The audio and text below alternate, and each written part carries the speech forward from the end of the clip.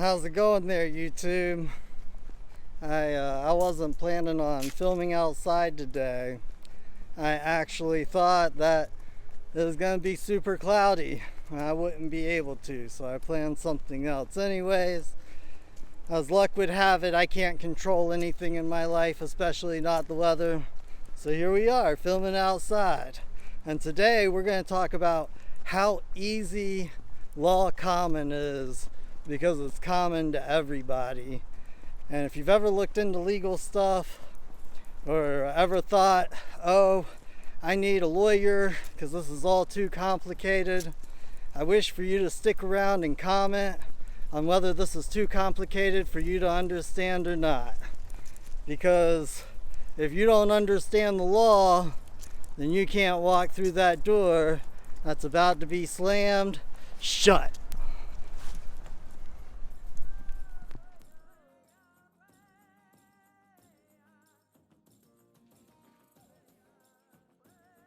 Well, I'm back. It's still Friday, December 8th. I've come back from the Hendersonville courthouse. I filed motion substitute party, filed December 8th, 2023, 3:49 p.m. with a blue signature there.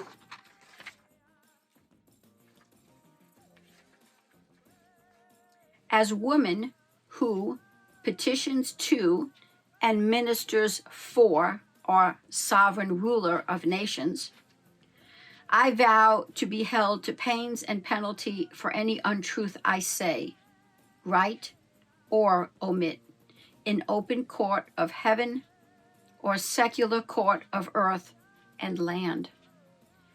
With letters administration, Exhibit 1 in hand, I move court substitute myself in place of Henry Ramo, so I can carry out duty chose for sacred trust at rest with Baba just now. I place copy of this document in mail sent to Ryan Bradley, Exhibit 2.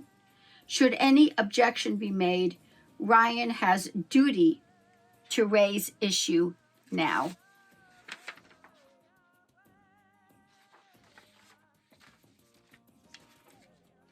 Exhibit 1, Letters of Administration.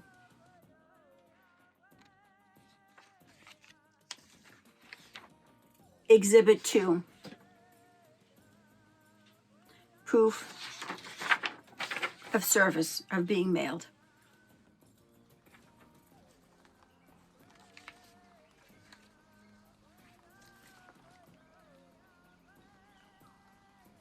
Now we wait and see.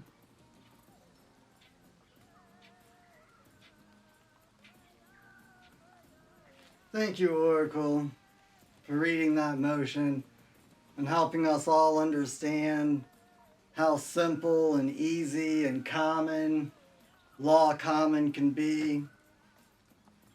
And to add to that idea, I figured I'd help by wearing my most impressive suit, and then maybe I'd look more intelligent than a high school dropout.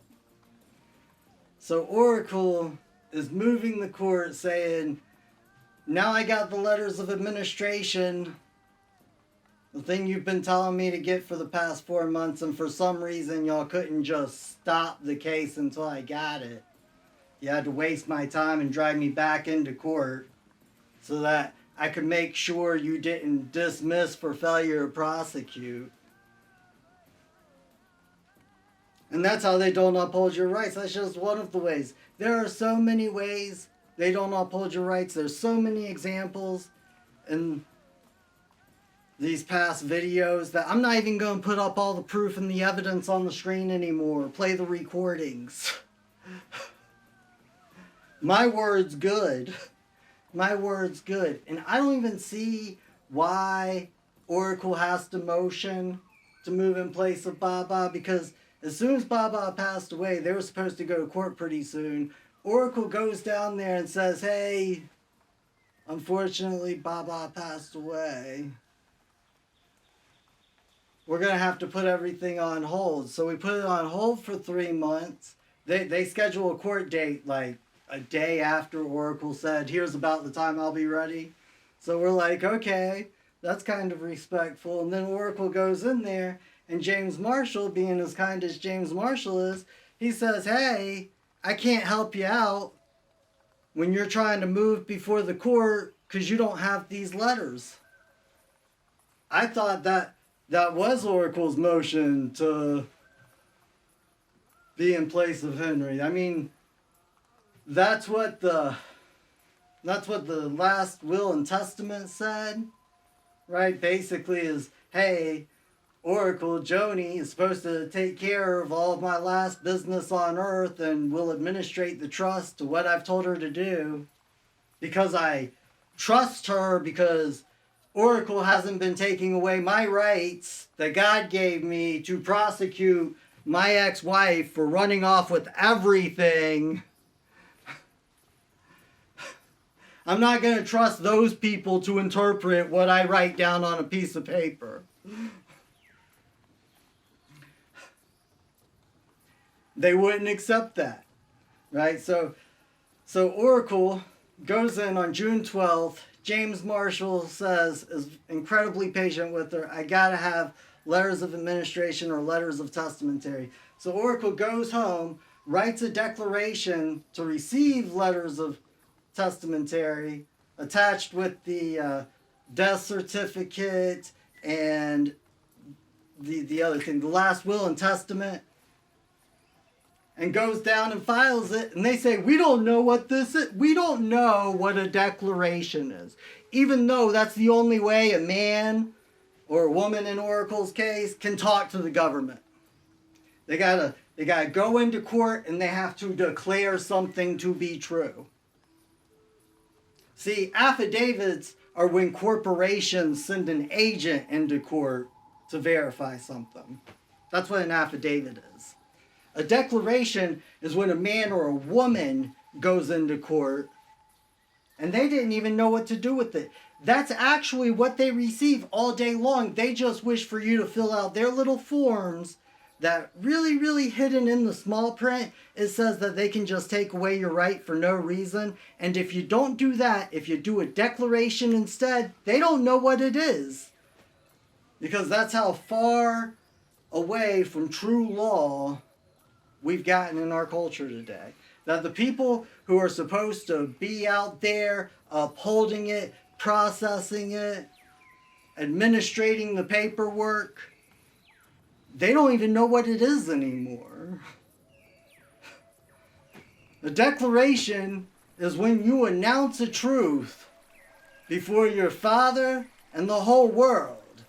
Kind of like this.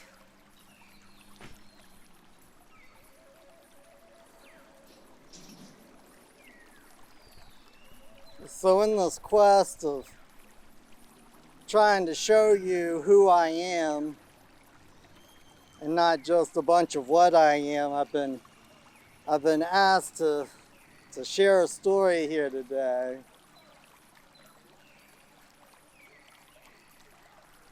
A story that's very near and dear and close to my heart.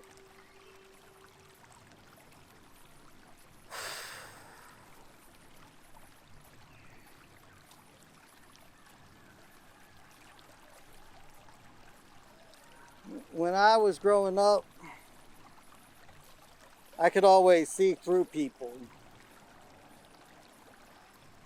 See their truth, see what they hid from everybody, except our Creator, who knows their heart.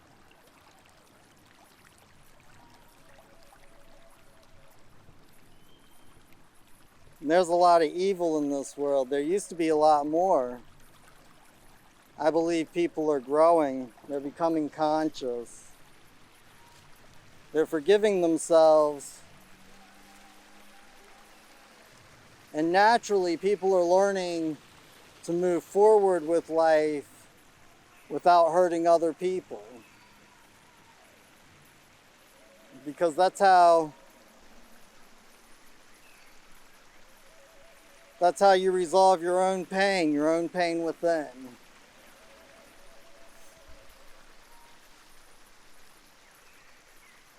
And because of that, I was very, very depressed from a very young age. But it really escalated when I was 12. And for no reason at all, 3 people in my neighborhood, 3 kids, found a can of mace earlier that week. And on one Saturday afternoon, about a week after my birthday, I was playing war with my friends, because that's what little boys did back then. And these kids, they find us, and they're bigger. Anyways, they convinced me to come over there and see what they have, and then Mike Polento sprays me with mace in my face. And the only reason I know the story now, the way I do, the way I know the details about when they found the mace, is because Gregory Salvador, Roman Salvador, Gregory's brother, he came up and apologized to me. He apologized to me. He told me the whole story. He said that they were stupid kids and that it haunted him. And I told him all was forgiven. I appreciate the growth that it brought my life. He took me over to the 3rd kid, not Mike Polento. His name was Eric. And he asked Eric to apologize. And Eric wouldn't apologize. Mike Polento is serving life in prison. And Eric went back to prison shortly after that night. But when I was a child and that first happened to me, and I was already going through all these crazy things. I was already seeing how evil, how bad the world was. What was the point? Why? Right about that time, I was going through confirmation at the church, and I couldn't confirm myself. I didn't know myself what I believed. It was hard for me to believe that there's a God and so much suffering in the world, so much pain in the world. But also, it's not God's fault. The Father, my Father, the man up there, the creator of all things, he didn't make those kids be stupid and hurt me. That was something else. And we do it to each other. We do it to each other. I went through a brutal divorce. It was awful. But I've learned to forgive. And the system that we have, it just takes a vulnerable situation and tries to help people to keep fighting. Because it's not the law of our Father. It's not the law of the man upstairs.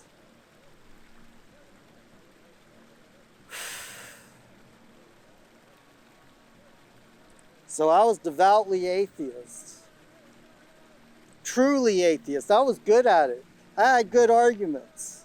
By the time I was 13, I got this Christian youth minister to back down from trying to convince me of the righteousness of his holy church.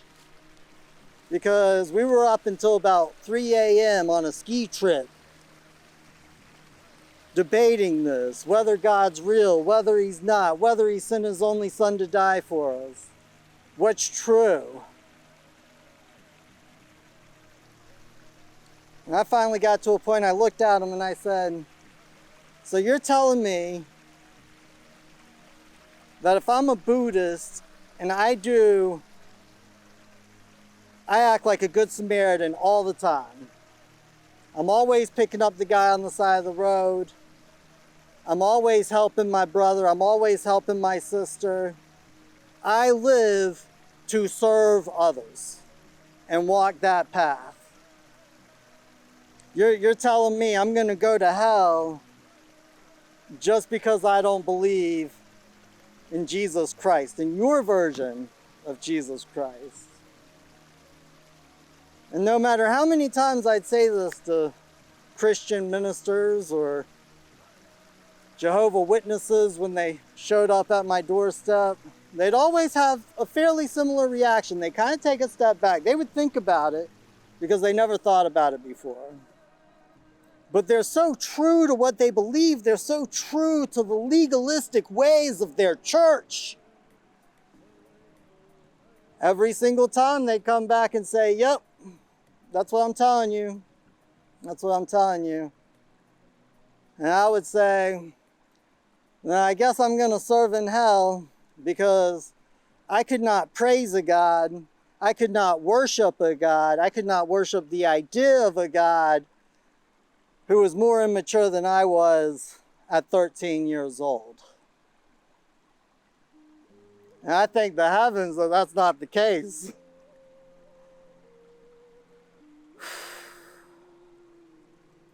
I was atheist. I knew with every single fiber of my being that there was no creator,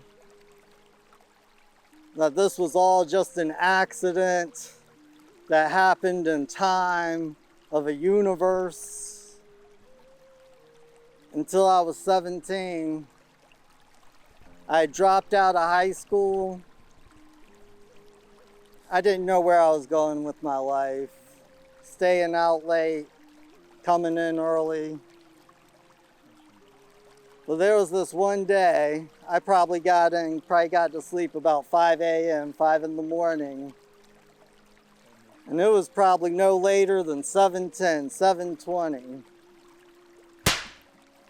I get smacked across the face. I jump out of bed. I'm thinking it's my mom or something telling me, hey, go mow the lawn, do something with your life, get a job, be productive. And then I see my entire world, my entire reality swirl into a ball, turn into a hand, and come and smack me across the face again.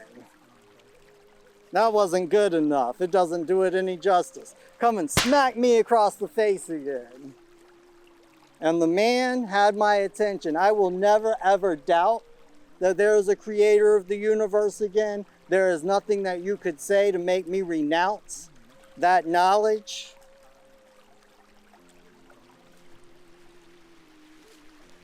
And the man told me, he said, I'm going to show you how to change the world. I'm going to show you how to make this world the place that you wish you grew up in. I'm going to show you how to make this world your home because you know you're from my kingdom. You know you're from heaven. And that day when he was showing me these things, the man showed me a never-ending stairway. He showed me a never-ending stairway. And me being as atheist as I was, I knew 100% for sure that was because there was no heaven. But I was wrong. He was showing me that heaven's everywhere around me. That the stairway to heaven is never ending because it's all here. It's right here. You don't have to go anywhere. That you can either realize you're in heaven, you can either realize what our Father hath created for your enjoyment and use. This is why the now is a present. The present's a gift the man's given you.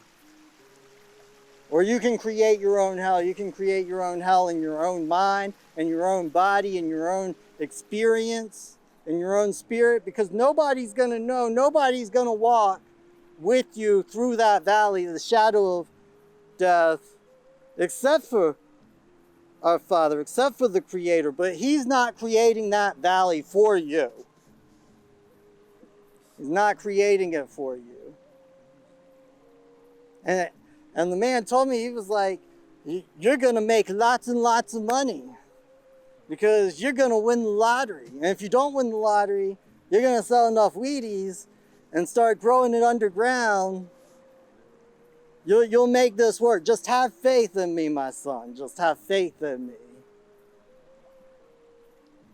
Well, that was a done deal. I mean, it was over with. I didn't have to have faith anymore, right? This is why I say people are either Gnostic, they either know the Creator, the Heavenly Father, or they are agnostic, they do not know. There's no such thing as an atheist. And one of the things I love to tell atheists when I'm tired of arguing with them is just remember, you're still just a theist. They get so annoyed with that one. Very few of them are so educated that they come back and say, you do understand that A means a negative sometimes as a prefix. Yeah, I get it. I get it.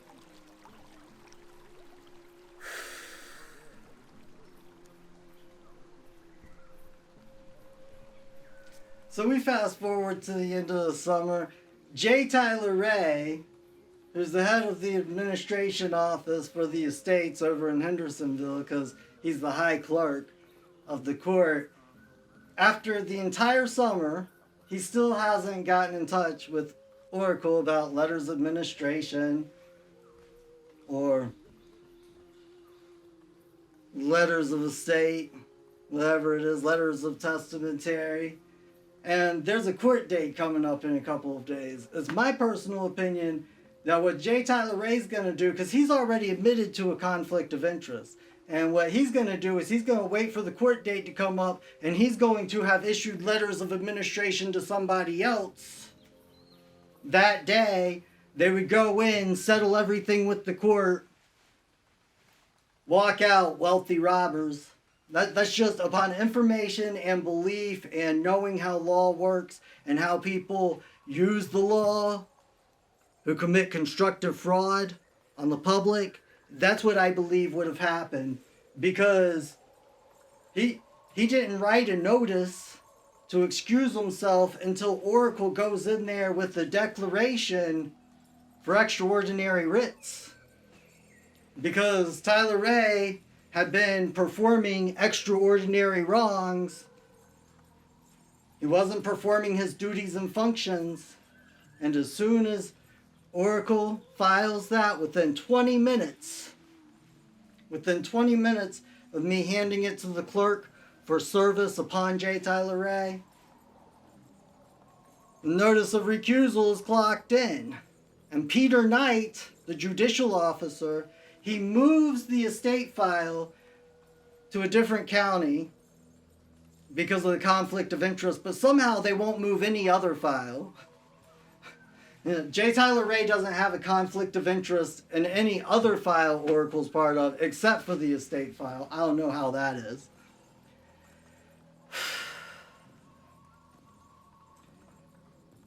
But they do it on J. Tyler Ray's notice to be removed that he didn't file for over a month and a half, and not Oracle's declaration in an open court of government actors' wrongdoing.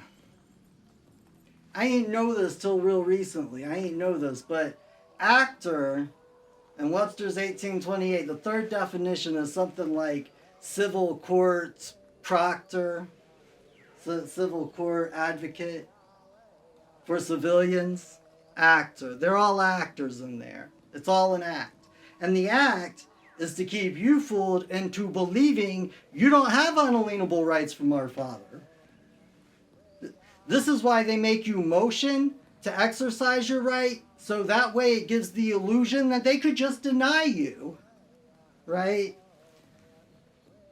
And that's not how the law is supposed to work. See, Oracle shouldn't have to be moving the court saying, hey, can I get your permission to do what my dad already entrusted me to do and carry out the contracts that you can't interfere with the obligations of?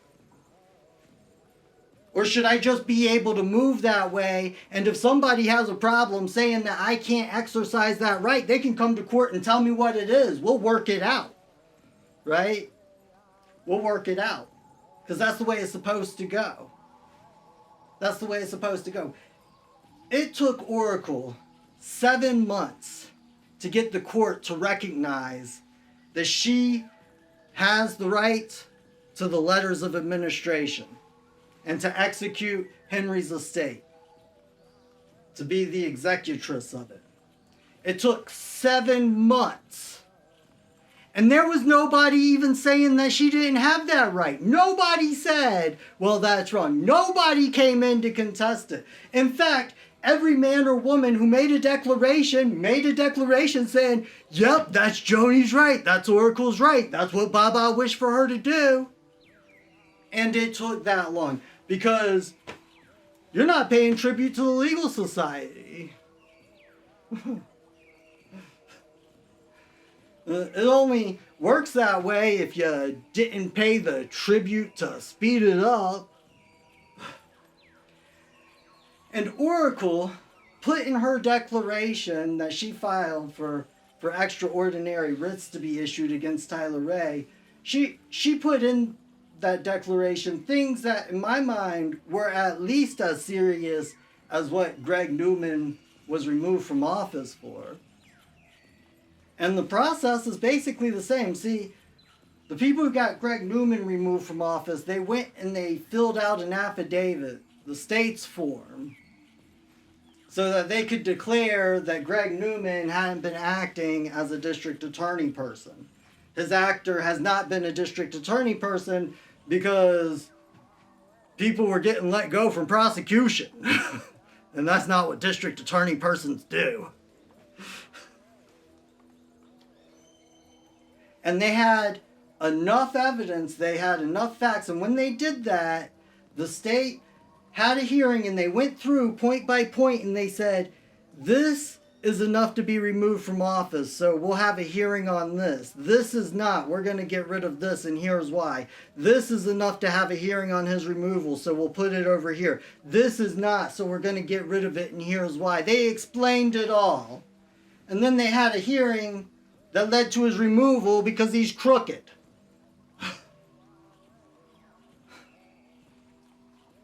But they still haven't corrected any of his wrongs. They still haven't corrected any of the things that went wrong in law because they're crooked.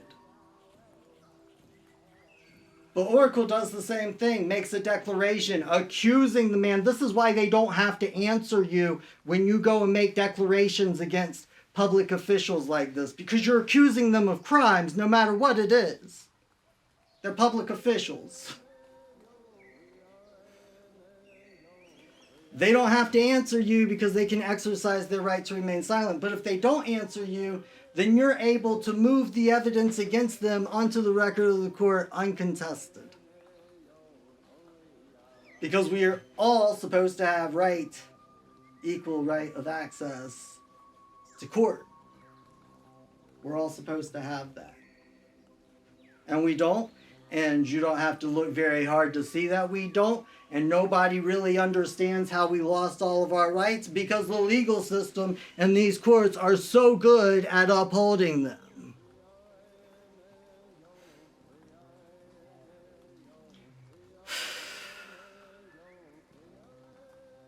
You know, we all know what's going to happen if we've been here before.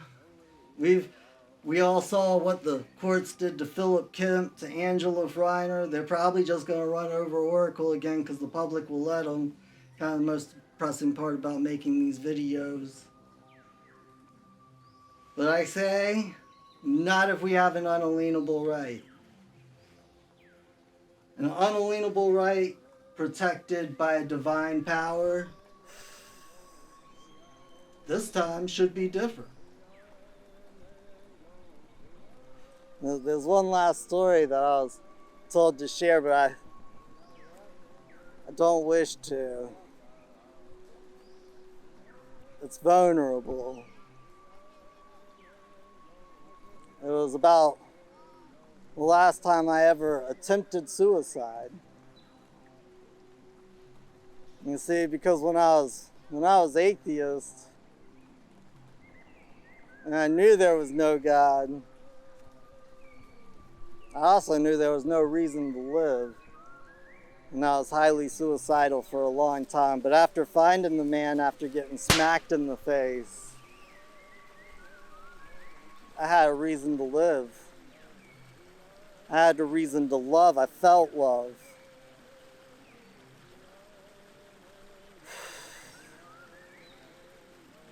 When I was about 19, I got caught over at a house.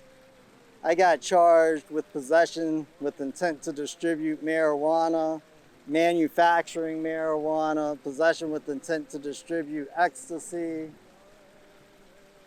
Of course, none of it was mine, right? None of it at all.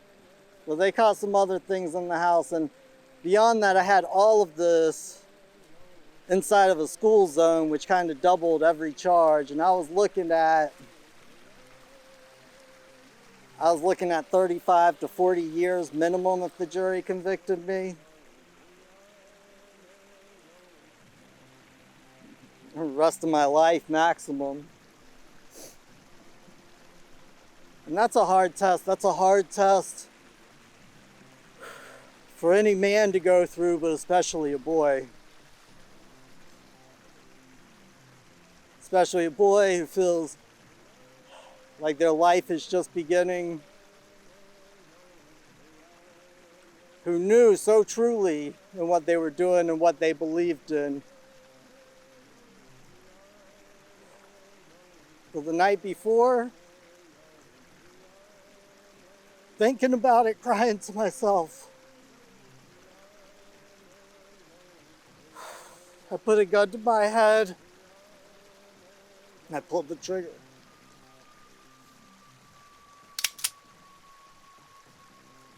And it went click. It went quick. I didn't know what to do. I'll tell you this much. When you're that emotionally torn up and you gotta fight yourself to do something like that, there's no way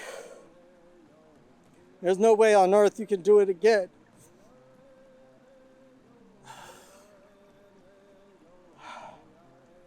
It just takes too much out of your heart. I knew that had to be the hand of the Creator. The hand that smacked me in the face that day.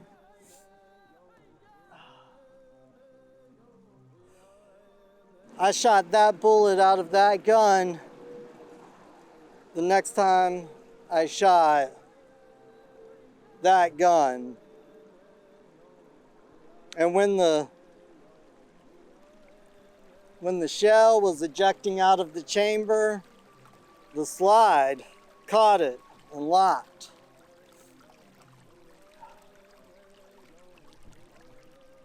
And it did that with every single shell I shot after that, out of that gun, out of that particular gun. I took it to a friend of mine that was a gunsmith, and I asked him to fix it. He fixes it. He calls me up. He says, "Come meet me down at the range, John. Come meet me down at the range, JC. I got it working for you, buddy." So I go down there, and he pops in a magazine, he pulls it back, he goes, bam, bam, bam, bam, bam, bam, bam. 7 shots. See, John? See, JC? I told you it was working beautifully.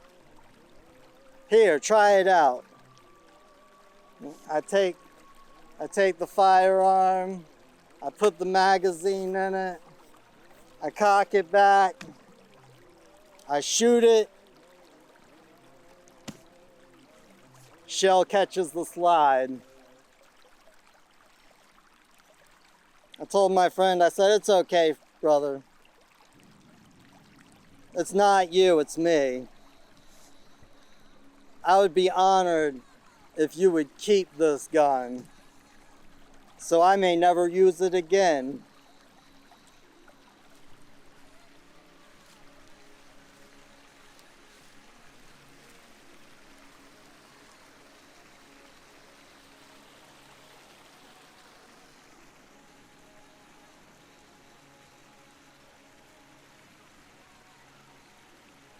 The man might not always save you when you call upon him.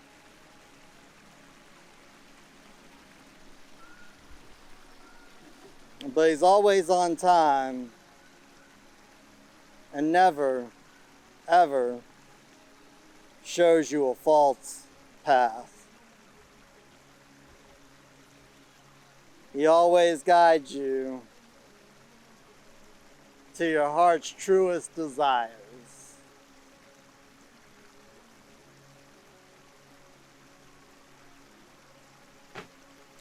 Let me speak to you, my brothers and sisters, and members of the legal society. Let me speak to you about the law of forgiveness. You know, because it's real interesting. If I could teach the members of the legal society anything, I would teach them this. That when you hurt people like me, you're not hurting me. My Father's going to take care of me. My Father is going to walk me through this time in my life with more comfort than some of the best days of your marriage.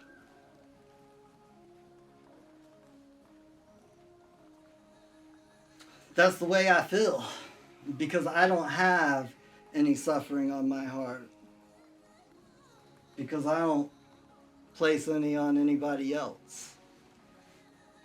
When you do things like this, ultimately, it's going to come back to harm you in an energy way.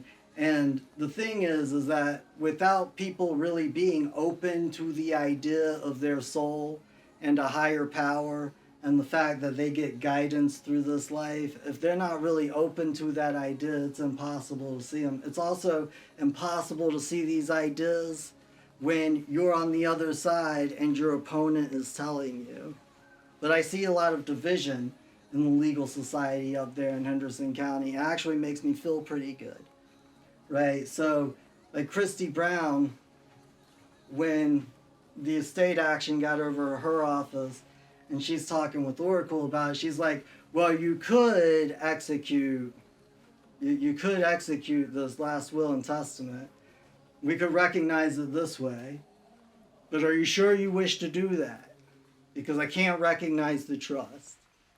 You can't recognize the trust? Well, one of the first things you told us was an irrevocable trust. The courts could revoke an irrevocable trust until one of the parties dies, and then it's absolutely not irrevocable anymore. And that's what happened here, right? And because of how much of a tangle everything got into, because Baba didn't have any money left over to pay tribute to the legal society to uphold his rights real quick, because Josephine ran off with everything, because Baba was not willing to settle with a criminal and come to a deal about how much he gets to get back from everything they stole from him.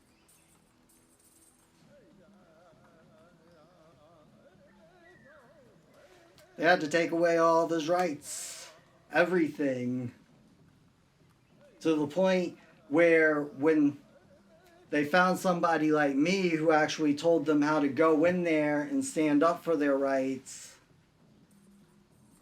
they had to arrest him and throw him in a hole, not let him say anything. One of the hardest parts about doing this for me is that I know once I make this and it's declared for the entire world, because that's what we're doing here, it's declared, whether we still have law or not, that's it. That's it. It's over. It's absolutely over. And I have been scared out of my soul about that idea. But I'm not anymore, and here's why. Because I know how it works out for me. I know how it works out for me because I'm a minister. I minister the law of our Father. I minister his preachings, his generosity. I reflect it here, perform it here on earth to the best of my ability. And this is the only way. This is the only way it could happen. So, for me, some type of divine experience that makes all of this work out is so much ingrained into my reality. If it doesn't actually work out that way, I'll probably be catatonic over here because I'm living in a reality where it does. I don't know how to express that or how to share that with people. And I don't know if anybody can do anything to change it. But I don't believe that everybody in the legal society is bad. I believe there are a lot of people with a lot of good hearts, and that they didn't think about the corruption of the courts in the same way before people like me started showing up and really pushing the bounds of what you're willing to do to your brother or sister. The people who amaze me, Mike Polento, the rest of his life he'll be in prison.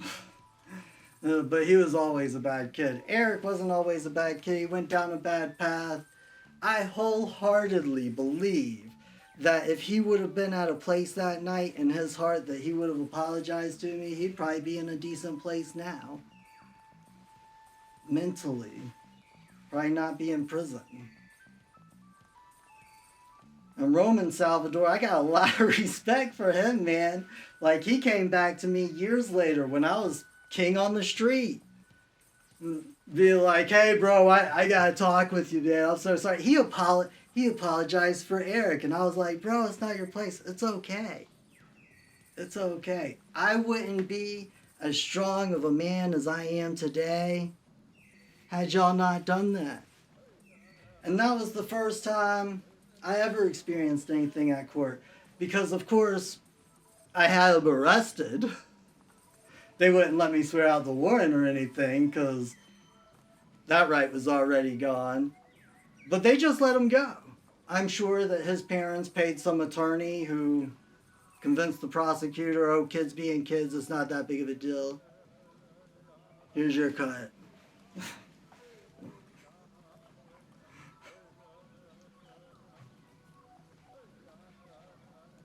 That's how it works.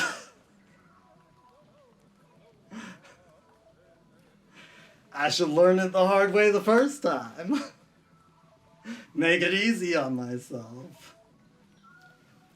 But one thing that I have found as an ultimate truth in my past life and this one is that anybody who goes out of their way to harm me for no good reason, for no reason that one could justify to the Father, anybody who does some type of evil in my presence or around my world, somehow, some way, life catches up with them years later. I don't have to do anything. It's always been pretty nice. And the whole reason why I say you can either see the heaven all around you or create your own hell. The choice is yours. But I'm JC, and I'm just here to aspire to breathe heaven down into earth. Peace.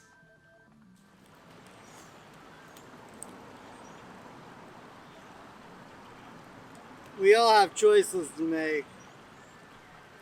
I wore this shirt because the Twin Towers, they shocked the conscience of the people around the world, but that was necessary. That was required to help wake us up.